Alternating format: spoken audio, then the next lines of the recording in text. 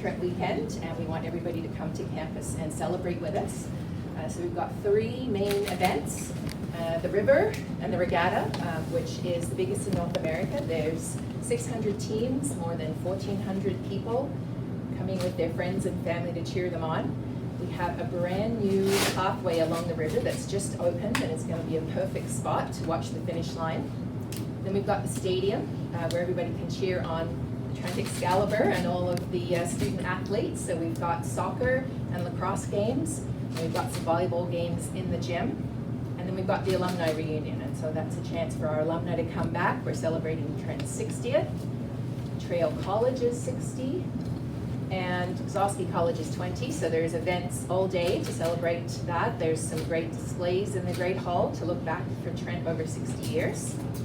And so we want everybody to come, that's students, alumni, families. It's very family friendly, so we've got some activities this year for children. We've got food trucks, music, so it's going to be a great weekend, lovely weather. For students specifically, we've got a pancake breakfast on the podium from 10 to 11, and then we really want you to come and stay, cheer on your colleagues on the field. We've got giveaways and lots of opportunities to meet alumni and enjoy the beautiful campus. So please, anybody who's celebrating that weekend, we just want the very best of the Trent spirit in the community, for people to be responsible and respectful of the neighbours in the community.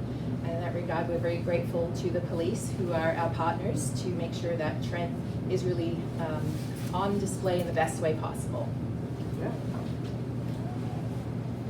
Yeah, so we're excited. We've been working very closely with many community partners, Trent being one of them, with our paramedic friends, our fire friends, and our city departments, including transit. And so we are hoping that everybody will enjoy the weekend, take part in the homecoming and ahead of the Trent festivities. And we're hoping that people can do so in a safe and respectful way.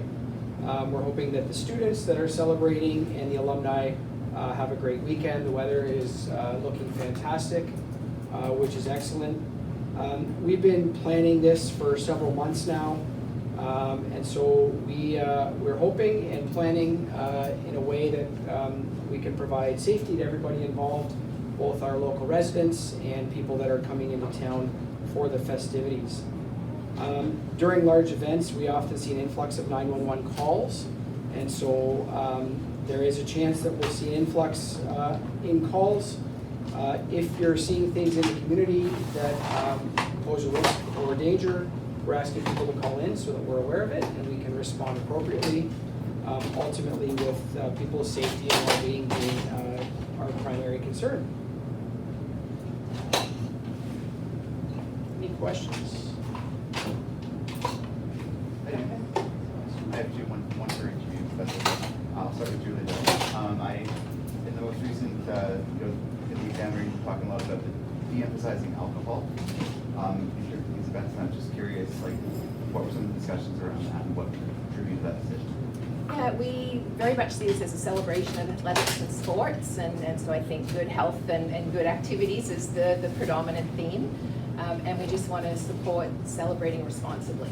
And so I think the activities that we want people to participate in the community, we want to support that on the campus as well by having the best environment for success. And